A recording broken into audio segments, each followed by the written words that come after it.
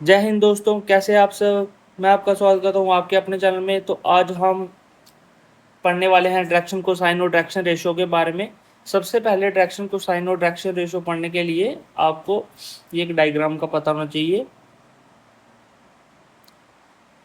ठीक है, ये हमारे पास है वाई, ये हमारे पास है जेड एक्सिस, ये हमारे पास है एक्स एक्सिस। और एक्स के साथ जो एंगल बन रही है अल्फा, ये है बीटा, ये आ गया गामा। ठीक है, और ये आ गया एंगल पी। ठीक है,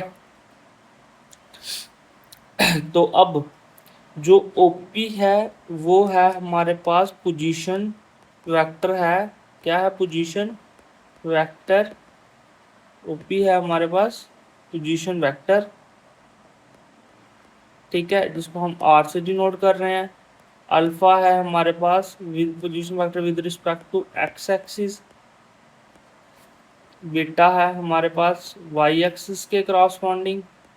और गामा है वो हमारे पास जेड एक्सिस के क्रॉसपोंडिंग है। ठीक है, और साथ में हम मान रहे हैं जो कॉस अल्फा कॉस बीटा और कॉस गामा, ये cos alpha cos beta and cos gamma direction cosine represented by l m n n. अब इसको हम फार्मूले में कैसे लिखेंगे? Cos alpha is equals to l, और इसको हम बोलते हैं एक्स अपॉन मॉड ऑफ जो पोजीशन वेक्टर होगा। Cos beta m upon y mod of r vector, और cos gamma n upon z upon are vector. ठीक है, अब इसके ना कुछ रिजल्ट हैं, हम इसको ऐसे भी लिख सकते हैं। A x equal to r l, इसको ए मान लिया, इसको बी मान लिया, इसको सी मान लिया, ऐसे करके। अब हमारे पास पोजीशन वेक्टर का फार्मूला क्या निकल के आ गया? पोजीशन वेक्टर का फार्मूला हमारे पास आ गया कि जो आर वेक्टर है उसको हम बोल सकते हैं x square plus y square plus z square, और ये हमारे पास बन गया a square plus b square plus c square. क्योंकि देखो एक्स को हमने ए इधर बताया, वाई को ये बताया, जेड को हमने सी बताया, तो यहाँ से ये आ गया। और यहाँ पे ये मोस्ट इंपॉर्टेंट रिजल्ट्स आपने याद रखने हैं। ये l square plus m square n square 1 है, और a square plus b square plus c square not equals to 1 है।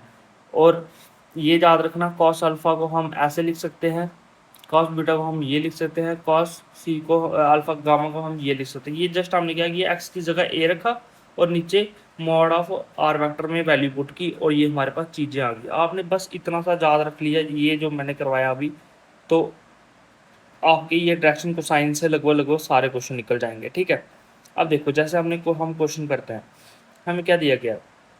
If the direction ratio of the line are proportional to 1, ये हमें दिया गया डायरेक्शन को साइन निकालना है। देखो ए बी और सी हमें दिया गया 1 -3 और 2।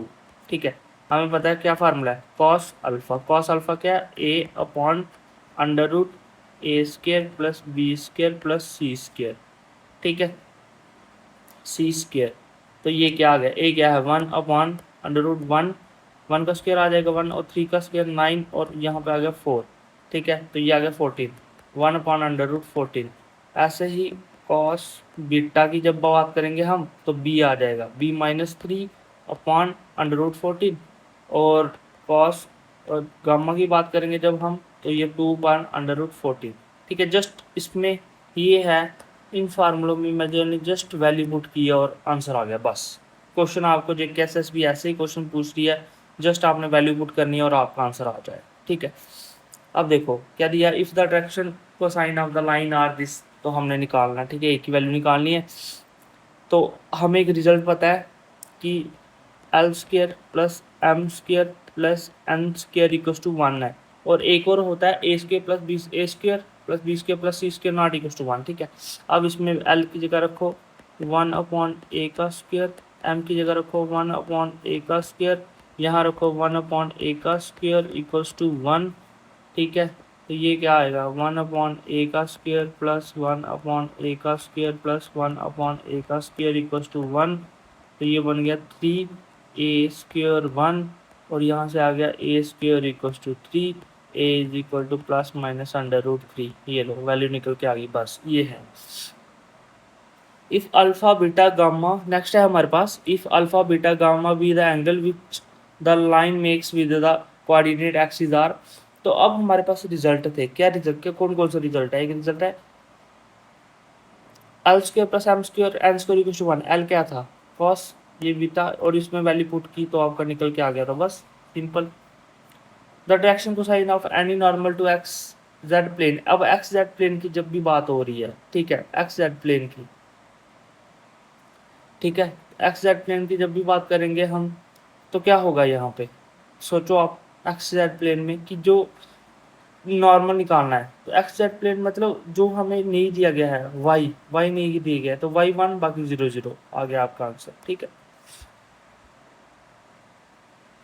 The direction cosine of the line which are perpendicular to the Y Z दिया गया था, अब वाई जेड है, तो मतलब जो नहीं दिया गया, एक्स नहीं दिया गया, एक्स 1 बाकी 0 0 आपका निकल के आ गया आंसर, ठीक है। एक होता है प्रोजेक्शन वेक्टर, क्या होता है, projection of vector. Projection of the vector A and B, जो प्रोजेक्शन ऑफ वेक्टर ए और बी है, ये ए वेक्टर और ये बी वेक्टर, इसको हम बोलते हैं ए डॉट बी। अगर कर ले, चाहे ए और बी का ऐसे करके कर लें, ठीक है।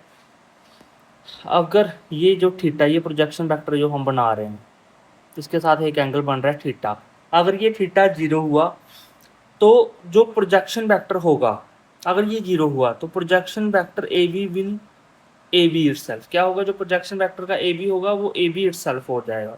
अगर theta is equal to pi हुआ तो projection vector will be a b equal to b a हो जाएगा, और पाई बाई 2 हुआ तो प्रोजेक्शन वेक्टर ए बी 0 वेक्टर हो जाएगा। ये आपने 3 चीज़ें रिजल्ट याद रख लेना बस, ये यहाँ से एज इट इज़ कोई क्वेश्चन पूछ सकते हैं आप, ठीक है, ये आपने रिजल्ट याद रखने हैं। तो आई होप आपको ये लेक्चर अच्छा लगा होगा। अगर कुछ भी डाउट या कुछ चीज़ पूछनी हुई आपने तो कमेंट में हमें ज़रूर बताएं। थैंक